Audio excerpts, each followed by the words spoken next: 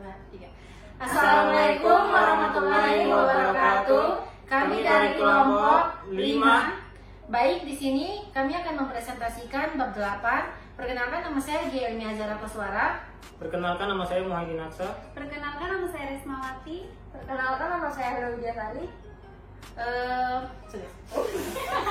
Begitu saja. Halo, buat kalian yang lagi nonton video ini, pasti kalian penasaran apa sih itu biaya absorpsi dan variabel serta manajemen persediaan, dan bagaimana konsepnya dalam manajemen akuntansi. Yuk kita simak pembahasan dari teman-teman kita secara lebih rinci. Baik teman-teman, tujuan pertama yang saya akan bawakan yaitu mengukur kinerja pusat laba menggunakan laporan laba rugi variabel dan absorpsi. Tentunya kita tahu bahwa sebagian perusahaan terdiri atas unit bisnis yang terpisah, yang disebut dengan pusat laba, atau bahasa Inggrisnya profit center. Nah, penting nih bagi perusahaan untuk menentukan baik kinerja secara keseluruhan maupun masing-masing pusat laba. Nah, laporan laba rugi keseluruhan bermanfaat untuk melihat kinerja perusahaan secara keseluruhan, baik di dalam inti perusahaan maupun di luar. Nah, ada dua metode yang digunakan untuk mendukung laba yang telah dikembangkan. Metode yang pertama yaitu perhitungan biaya variabel, dan metode yang kedua yaitu perhitungan biaya absorpsi atau yang kita kenal dengan biaya penuh. Nah, keduanya ini adalah metode perhitungan biaya karena mengacu pada cara produk yang telah ditentukan, cara biaya produk yang telah ditentukan. Nah, perlu kita ingat kembali bahwa biaya-biaya produk dikapitalisasi sebagai persediaan biaya-biaya. Nah, biaya produk itu terdiri dari biaya tenaga kerja langsung, biaya bahan baku langsung, dan overhead variabel. Nah, yang kedua yaitu biaya periode. Biaya periode itu terdiri dari beban penjualan dan beban administrasi yang dibebankan pada periode terjadinya. Nah, selanjutnya di sini saya akan membahas tentang perhitungan biaya absorpsi atau bahasa Inggrisnya yaitu absorption costing. Nah, apa sih itu biaya absorpsi? Nah, jadi biaya absorpsi membebankan seluruh biaya produksi ke produk yang terdiri dari bahan baku langsung, tenaga kerja langsung, dan biaya overhead variabel dan overhead tetap. Oleh karena itu, dengan perhitungan biaya absorpsi, overhead tetap dipandang dan dibebankan sebagai biaya produk, bukan biaya periode. Dengan metode ini, overhead tetap dibebankan produk melalui penggunaan tarif overhead tetap yang telah ditentukan sebelumnya dan tidak dibebankan sampai produk itu terjual. Yang kedua yaitu perhitungan biaya variabel atau variable costing. Apa sih itu variable costing? Jadi variable costing itu membebankan perbedaan antara biaya produksi tetap dan variabel. Nah, perlu kita ingat nih bahwa perhitungan biaya variabel hanya membebankan biaya produksi variabel ke produk. Biaya tersebut terdiri dari biaya bahan baku langsung, tenaga kerja langsung, overhead variabel, overhead tetap yang diberlakukan sebagai beban periode dan dikeluarkan dari biaya produk.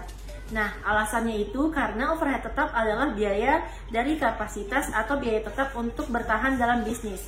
Nah, dengan perhitungan biaya variabel, overhead tetap dipandang sebagai berakhirnya manfaat pada periode tersebut dan dibebankan ke pendapatan dari periode tersebut. Nah, selanjutnya di sini saya akan menjelaskan terkait pengelompokan biaya dengan perhitungan biaya absorpsi dan variabel sebagai biaya periode dan biaya produk. Nah, kalian bisa lihat di dalam biaya produk dan periode itu ada perhitungan biaya absorpsi dan variabel. Dalam perhitungan biaya absorpsi, biaya produknya yaitu bahan baku langsung, tenaga kerja langsung, overhead variabel, dan overhead tetap. Sedangkan biaya periodenya yaitu beban penjualan dan beban administrasi. Nah, untuk perhitungan biaya variabel, biaya produknya itu terdiri dari bahan baku langsung, tenaga kerja langsung, dan overhead variabel. Sedangkan biaya periodenya terdiri dari overhead tetap, beban penjualan, dan beban administrasi. Selanjutnya, materi yang akan dibawakan oleh teman saya, yaitu Muhammad Aksa. Di sini saya akan menjelaskan materi yang telah dijelaskan oleh teman saya. Di sini materi yang saya akan jelaskan adalah laporan laba rugi menggunakan perhitungan biaya variabel dan absorpsi. Oleh karena biaya produk per unit adalah dasar bagi bahan pokok penjualan, metode perhitungan biaya variabel akan diabsorpsi dapat menghasilkan angka laba operasi yang berbeda. Perbedaannya muncul karena jumlah biaya tetap yang diakui sebagai beban dengan kedua metode tersebut. Namun, semua biaya overhead pabrik tetap akan masuk dalam biaya untuk perhitungan biaya variabel. Perhatikan bahwa bahan penjualan dan administrasi tidak pernah dimasukkan dalam biaya produk. Beban penjualan dan administrasi selalu dibebankan dalam laporan laba rugi dan tidak pernah muncul dalam laporan posisi keuangan. Di sini saya akan menjelaskan hubungan antara produksi, penjualan, dan laba. Hubungan antara laba dengan perhitungan biaya variabel dan laba dengan perhitungan biaya absorpsi berubah saat hubungan antara produksi dan penjualan juga berubah. Jika jumlah unit yang terjual lebih banyak dari jumlah unit yang diproduksi, laba dengan perhitungan biaya variabel lebih besar dibandingkan laba dengan perhitungan biaya absorpsi. Dengan perhitungan biaya absorpsi, unit berasal dari persediaan berisi overhead tetap dari periode sebelumnya.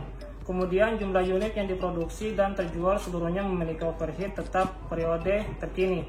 Oleh karena itu, jumlah overhead tetap yang dibebankan oleh perhitungan biaya absorpsi lebih besar dibandingkan dengan overhead tetap periode terkini, sebesar jumlah overhead tetap yang keluar dari persediaan.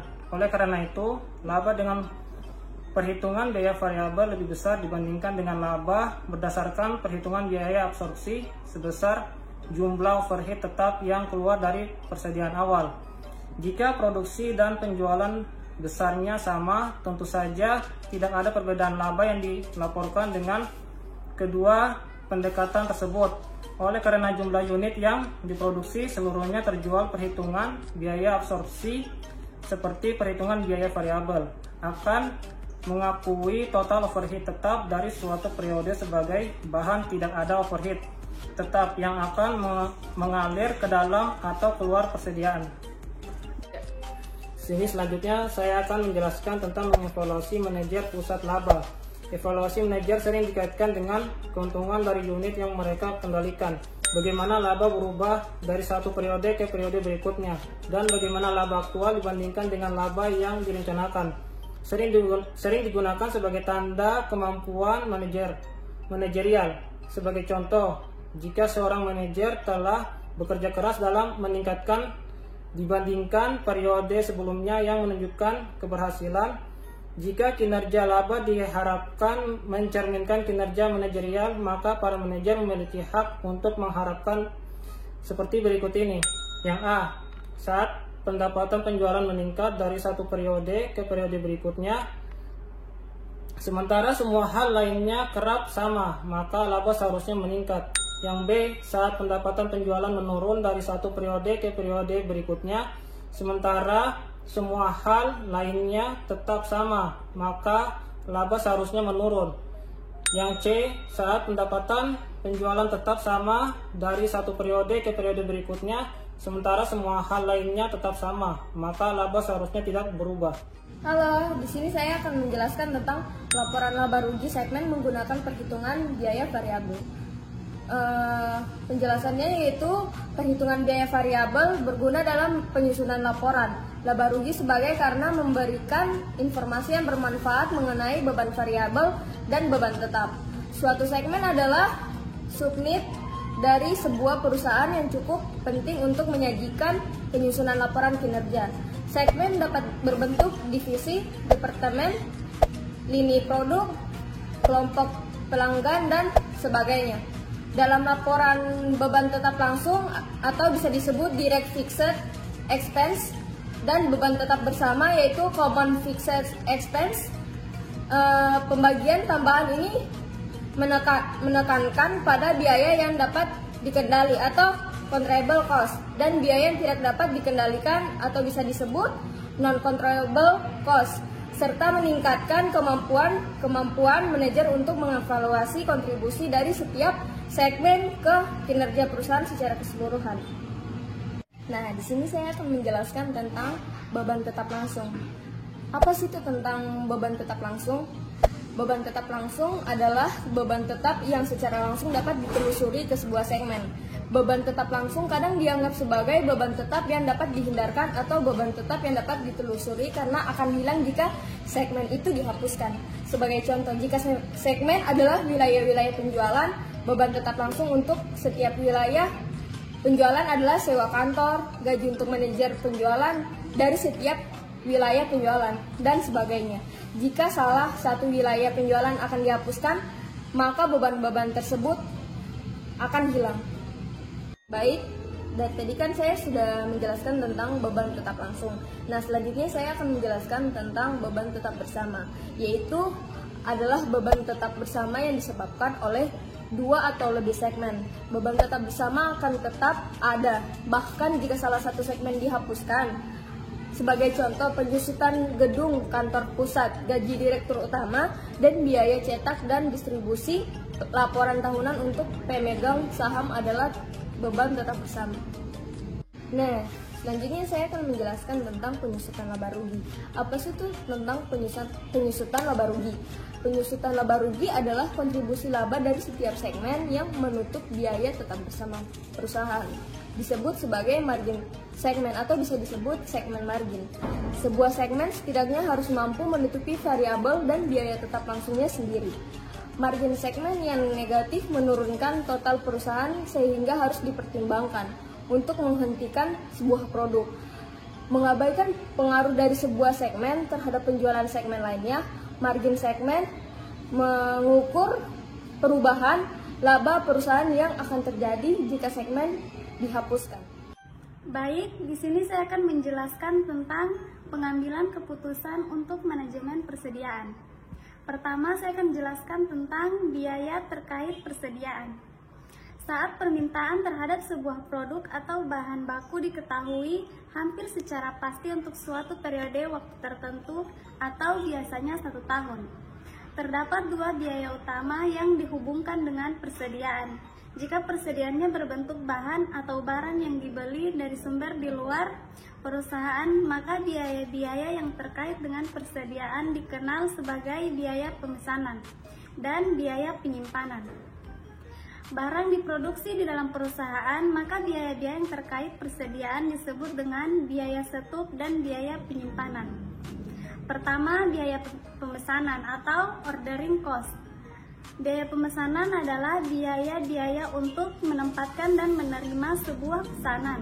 Contohnya, biaya pemesanan adalah biaya pemrosesan pasaran atau biaya untuk staf administrasi dan dokumen-dokumen.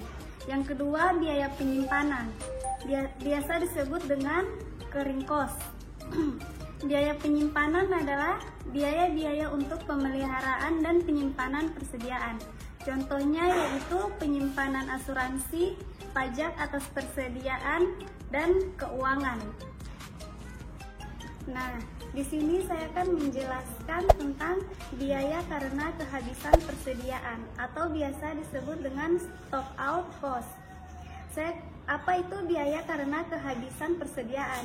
Jadi, biaya karena kehabisan persediaan adalah biaya karena produk tidak tersedia saat diminta oleh seorang pelanggan atau biaya karena tidak memiliki bahan baku saat diperlukan untuk produksi. Contohnya adalah kehilangan penjualan. Nah, selanjutnya di sini saya akan menjelaskan tentang alasan-alasan apa saja untuk menyimpan persediaan. Di sini ada 6 alasan-alasan umum untuk menyimpan persediaan. Yang pertama, untuk menyeimbangkan biaya pemesanan atau setup dan biaya penyimpanan. Yang kedua, untuk memenuhi permintaan pelanggan. Yang ketiga, untuk menghindari penghasilan fasilitas produksi. Yang keempat, untuk menyangga terhadap proses produksi yang tidak andal. Yang kelima, untuk mengambil keuntungan dari potongan harga. Dan yang terakhir, untuk pelindung nilai terhadap kenaikan harga pada masa depan. Selanjutnya, tentang ekonomi order quantity, yaitu model persediaan tradisional. Setelah perusahaan memutuskan untuk menyiapkan persediaan, 2 pertanyaan dasar yang harus diajukan adalah sebagai berikut. Yang pertama, berapa jumlah yang harus dipenuhi, dan yang kedua, kapan pesanan seharusnya ditempatkan. Pertanyaan pertama harus dijawab sebelum pertanyaan kedua. Nah, di sini kita asumsikan bahwa permintaan diketahui dalam memilih biaya pemesanan dan biaya penyimpanan. Rumus untuk menghitung kedua biaya tersebut adalah sebagai berikut. Jadi, jumlah biaya terkait persediaan sama dengan biaya pemesanan tambah biaya penyimpanan. Kemudian biaya pemesanan rumusnya sama dengan jumlah pesanan per tahun dikali biaya menempatkan sebuah pesanan. Kemudian jumlah unit persediaan rata-rata sama dengan jumlah yang dipesan dibagi 2. Lalu biaya penyimpanan sama dengan jumlah unit persediaan rata-rata kali biaya penyimpanan 1 unit dalam persediaan. Nah, di sini saya masih menjelaskan tentang economic order quantity model tradisional. Beberapa kuantitas pemesanan mungkin menghasilkan total biaya lebih rendah. Tujuannya adalah untuk menemukan kuantitas pesanan dengan ukuran yang optimal disebut dengan EOQ. Oleh karena itu, EOQ adalah kuantitas yang meminimalkan total biaya yang terkait dengan persediaan. Sebuah formula untuk menghitung EOQ adalah rumusnya di sini yaitu EOQ sama dengan akar dari 2 kali CO kali D dibagi CC. Diketahui di sini EOQ sama dengan jumlah unit optimal yang dipesan pada suatu waktu. CO di sini yaitu biaya untuk menempatkan satu pesanan. D sama dengan permintaan tahunan atas satu produk dalam unit. Dan yang terakhir CC yaitu biaya penyimpanan 1 unit dalam persediaan selama setahun. Nah, jadi di sini saya akan membahas tentang titik pemesanan kembali atau reorder point. Apa sih itu reorder point atau titik pemesanan kembali? Jadi pengertian dari titik pemesanan kembali adalah titik dalam waktu saat pesanan baru harus ditempatkan atau setur baru dimulai. Titik pemesanan kembali adalah fungsi dari EOQ, lead time, dan tingkatan persediaan penggunaan. Nah, lead time adalah waktu yang dibutuhkan untuk menerima kuantitas pesanan ekonomi setelah pesanan ditempatkan atau setur baru dimulai. Untuk mengetahui tingkatan penggunaan dan lead time, memungkinkan kita untuk menghitung titik pemesanan kembali yang akan mencapai tujuan-tujuan tersebut. Nah, bagaimana sih menghitung titik pemesanan kembali?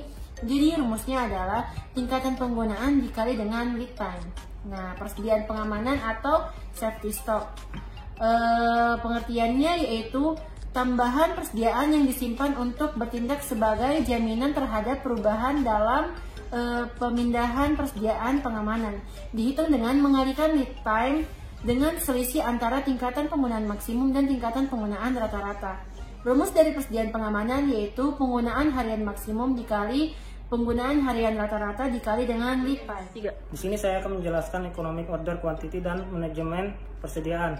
Model EOQ sangat bermanfaat dalam mengidentifikasi trade-off yang optimal antara biaya pemesanan dan biaya penyimpanan persediaan.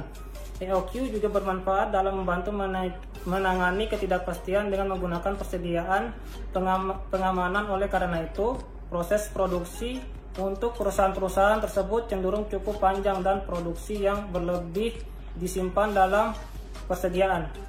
Kemajuan dalam transportasi dan komunikasi telah berkontribusi secara signifikan untuk terciptanya persaingan global. Pendekatan just in time menyatakan bahwa seharusnya ditarik melalui sistem oleh permintaan saat ini bukan didorong melalui jadwal yang tepat berdasarkan pada permintaan yang diantisipasi, membandingkan pendekatan persediaan just in time dan tradisional. Fitur penting dari just in time adalah mengurangi seluruh persediaan sampai tingkat yang sangat rendah. Yang pertama, biaya pemesanan. Sebagai contoh dalam sistem tradisional, persediaan memecahkan konflik antara biaya pemesanan atau setup dan biaya penyimpanan dengan memilih tingkatan persediaan yang minimalkan penjumlahan dari kedua biaya terkait persediaan tersebut. Jika permintaan lebih tinggi dari yang diharapkan atau jika produksi berkurang oleh mesin yang rusak atau inefisiensi dalam produksi, maka persediaan bertindak sebagai penyangga menyediakan produk kepada para pelanggan yang tidak akan tersedia. Nah, selanjutnya saya akan menjelaskan tentang ketidakpastian dalam permintaan. JIT memecahkan 3 permasalahan tersebut dengan menekankan pada total pemeliharaan, pencegahan, dan total pengendalian kualitas, serta membangun hubungan yang baik dengan para pemasok. Kemudian, biaya persediaan yang lebih rendah. JIT mencapai tujuan yang sama tanpa menyimpan persediaan. Solusi JIT adalah menegosiasikan kontrak jangka panjang dengan sedikit pemasok yang terpilih dengan lokasi yang sedekat mungkin, dengan fasilitas produksi, dan untuk membuat keterlibatan pemasok secara lebih efektif. Selanjutnya yaitu tentang keterbatasan pendekatan just in time. Jadi JIT jelas memiliki keterbatasan. JIT sering dianggap sebagai sebuah program yang menyederhanakan, tetapi tidak berarti bahwa JIT bersifat sederhana dan mudah untuk diterapkan. Kelemahan yang mencolok dari sistem JIT adalah tidak adanya persediaan sebagai cadangan jika terjadi gangguan produksi.